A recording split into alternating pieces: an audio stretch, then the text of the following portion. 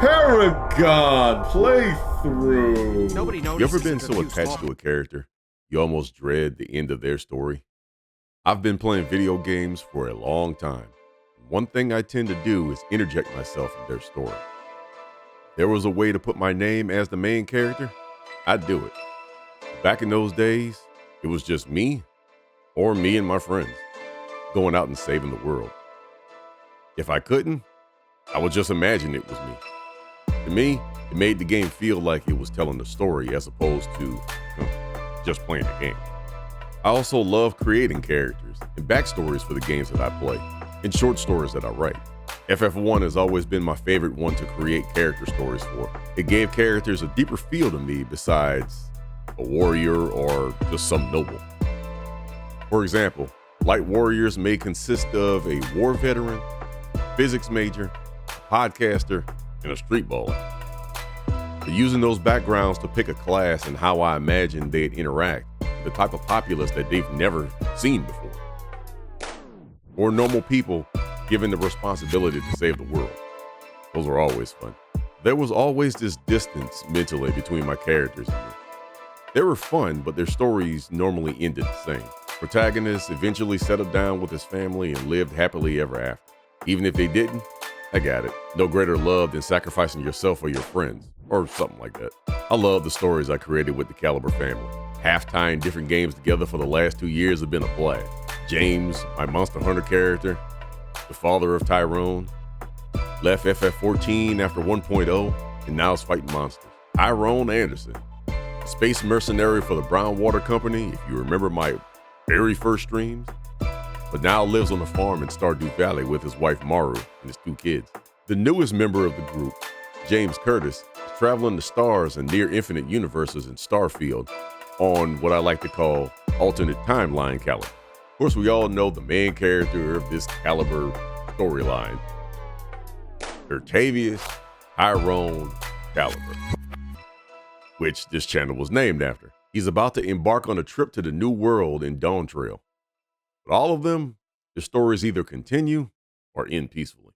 But then there's Curtis. Commander Curtis Jerome Caliber Shepard Jr. I remember the first time I named him, I was like, what name should I give him that'll make the audience think, wait, I know that dude. He's gonna save us? Yeah, we're toasted. Is that the kind of person we want protecting the galaxy? That's the only kind of person who can protect the galaxy. I'll make the call. Are you sure about that? And Kirk was my Captain Kirk, my Jean-Luc Picard, my Benjamin Sisko. He was a true gateway into seeing myself as a space traveler. So I wanted to do something deeper than just Paragon or Renegade. I wanted a character that when he made the Paragon choice, I wanted you to think, that's slick mofo. I wanted to almost convince you that when he made the Renegade choice, you would think, you know what? Yeah, that guy deserved it. It was the right enough thing. Even the names had their own story. Curtis took after his mom. Do the right thing even when no one's looking. Very definition of integrity. He's a paragon. He wants to do as much right as he can. He ain't no angel, and he'll be a little slick, but he tries. Jerome, on the other hand, is his father's son. Do right by any means necessary, including whipping somebody's behind. Get the hell off my ship. Just don't go to jail. And if you do, call me. But it better be worth it. Jerome don't care. He's gonna do right, but he's more John Q than All Might. Many people don't meet Jerome and walk away unscathed. Throughout the playthrough, I wanted you to feel what I felt with him. If he was talking to the media, I wanted you to think like my wife told me once when I showed her the interview in Mass Effect 1. You sound like a janky politician. To where I replied, I'm trying to get my councilman reelected. Mako gas and insurance ain't cheap, and I need somebody to cut the check when I ask for it. You see me drive the Mako, so much of that makes sense. On Vermeer, I wanted you to feel what I felt when I knew I couldn't save both Ash and Kaden. regardless of how you felt about both of them, didn't want to leave anybody behind. I wanted you to feel my anger at Jacob's father, who I will not name on purpose for what he did on that loyalty mission. Y'all keep it easy. I'm going for a walk. The rage at the end of Operation Overlord. The return of that rage when meeting Dr. Archer again in Mass Effect 3. The happiness and honestly, relief in seeing David again in Mass Effect 3. The bewilderment when Anderson decided to call me fat for some reason. The hilarity of knowing even on a distant planet in the future, the degrees are exactly the same. I wanted you to know how joyful I was when everyone escaped the collector ship in the suicide mission. The existential crisis I was in when choosing between Tali and Legion.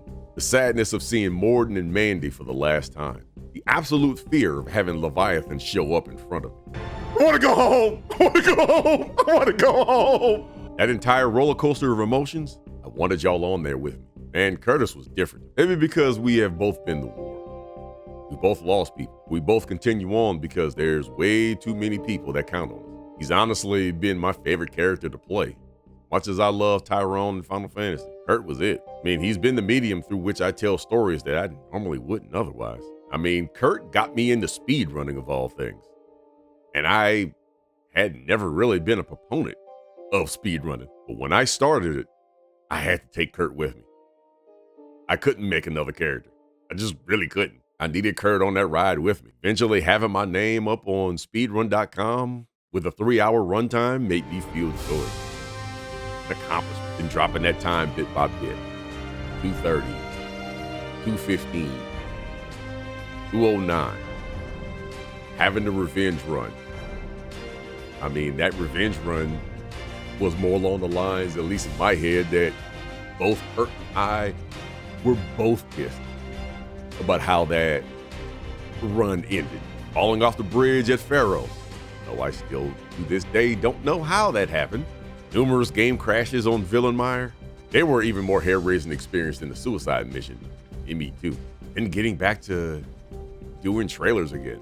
I love Decisions, Grounded, Speedrun Curtis, the last one I've made, the final mission. Those were always a blast to make. But Friday, we ended. Curtis trilogy concludes.